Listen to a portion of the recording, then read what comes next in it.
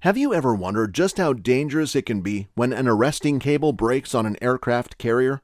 Picture a U.S. Navy pilot flying at full speed towards the carrier, relying on a small runway in the middle of the vast sea to bring their aircraft safely to a stop. It's a thrilling and challenging experience, but what happens when the critical safety feature, the arresting cable, snaps?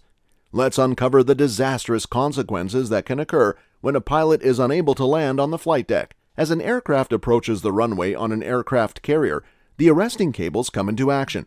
These high-tension steel wires act as brakes, slowing down the aircraft and bringing it to a safe stop.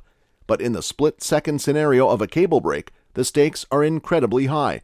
The pilot must rely on their extensive training and expertise to execute a series of life-saving maneuvers, ensuring the aircraft comes to a halt. Without the arresting cable support, the aircraft loses its ability to stop, hurtling toward the rapidly approaching runway.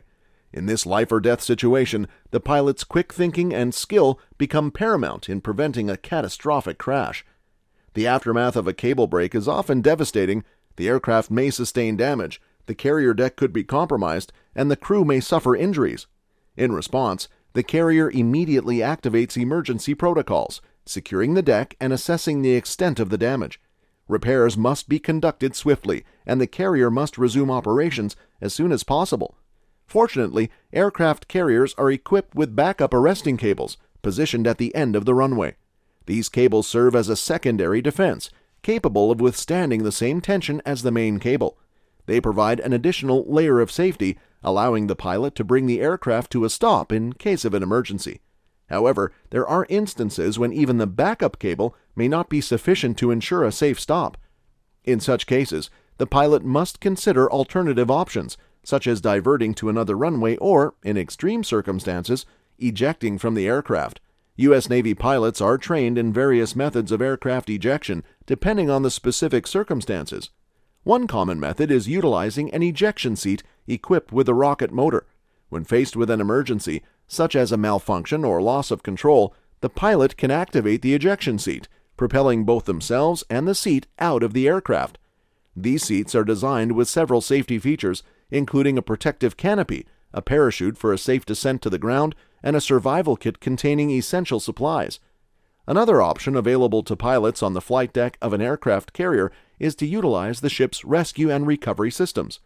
These systems, such as hovering helicopters or nets, are specifically designed to quickly and safely evacuate pilots from emergency situations. They play a vital role in the carrier's crew training and equipment, ensuring the swift and efficient rescue of pilots in distress. While a cable break poses a significant danger, it's important to note that it's not the only risk faced by pilots landing on aircraft carriers. Crosswinds, for example, present a formidable challenge. Sudden gusts and changing wind directions can make it incredibly difficult for pilots to maintain control of their aircraft and follow a safe flight path. Engine failure is another perilous risk, particularly in the limited space of a carrier's flight deck. Pilots must be prepared to react swiftly and make decisions that safeguard both the aircraft and its crew. Deck motion caused by rough seas can also disrupt a landing, requiring pilots to adapt their flight path to compensate for the unpredictable movement of the deck. Lastly, the risk of approach errors looms large. Misjudging altitude, speed, or trajectory can result in crash landings or a complete loss of control, endangering both the crew and the aircraft. In the event of a cable break, the flight deck immediately goes into action. Evacuation procedures are initiated to ensure the safety of all personnel. Damage assessments are conducted, and the broken cable is repaired or replaced promptly. Fires, if ignited by the cable break, are swiftly extinguished by the carrier's firefighting teams. Once the flight deck is secure and operational, flight operations are resumed, ensuring the carrier's mission continues with the utmost diligence and preparedness.